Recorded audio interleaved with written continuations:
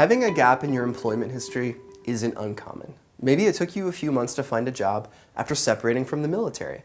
Or maybe you got laid off and spent months looking for work before finally landing that new job. No matter the circumstances, lenders will want to take a closer look if you've had some time without a job in the lead up to pursuing a home loan. You might need to have been back to work for a certain number of months before lenders are ready to move forward. Policies and guidelines on this can vary by lender.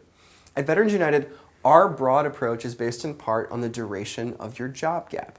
So if your gap fell in this 0 to 2 month range, you might be able to move forward right away as long as we have the most recent 30 days worth of pay stubs from your old job.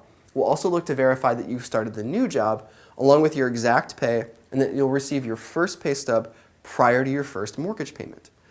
Now, if you've had a job gap in this 3 to 6 month range, you might need anywhere from 1 to 6 months back at work before you can move forward, and that can depend in part on the reason for the job gap, the type of work that you do, how long you've been doing it, and more. Now, if you've had a job gap that lasted from 6 to 12 months, it can take anywhere from 6 to 12 months back at work before lenders are ready to count your income and move forward, and that's really going to depend on your specific situation. And the same is true if you've had a job gap longer than 12 months. It's typically going to take at least 12 months back at work before you can move forward, depending on your specific situation and circumstances.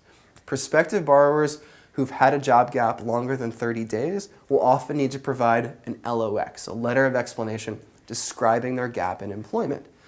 Now understand that these are broad baselines. They're not set in stone rules. Every employment and every income situation is different.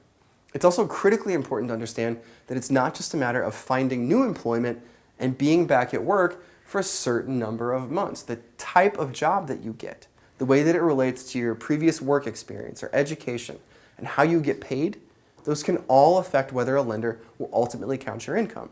So for example, let's say that it took you 2 months to find a job after separating from the military. From a job gap perspective, that might not pose too much of a problem. But if your new job is in a completely different career field from your MOS, or if most of your pay comes from commission, lenders are likely going to put on the brakes.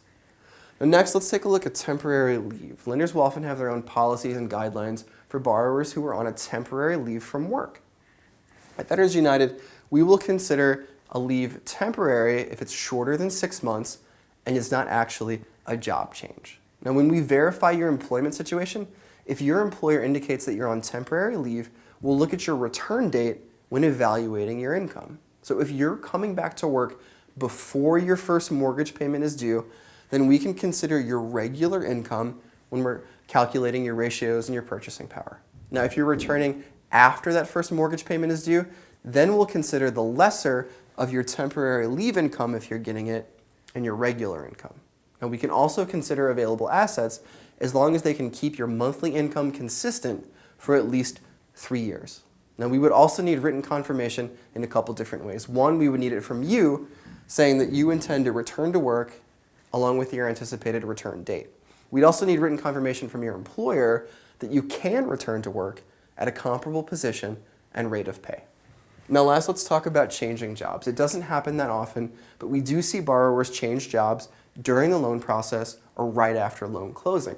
Needless to say, that can raise some major red flags, and lenders will evaluate these on a case-by-case basis. They'll often want to ensure that there's continuity between the old job and the new one. If you're jumping into an entirely new career field, that's likely going to put your home buying journey on hold. Even a promotion could be problematic if, for example, some or all of your income switches to a commission basis. If you're starting a new job after your loan closing, lenders will also want to take a deeper look.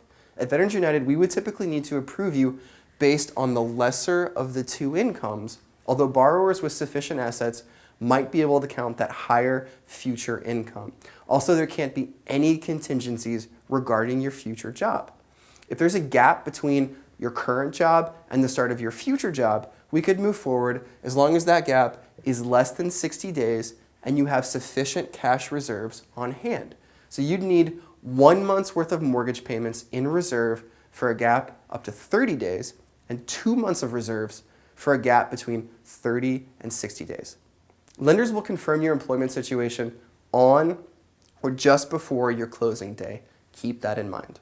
Talk with your loan officer about any pending changes to your employment as you move through the VA loan process.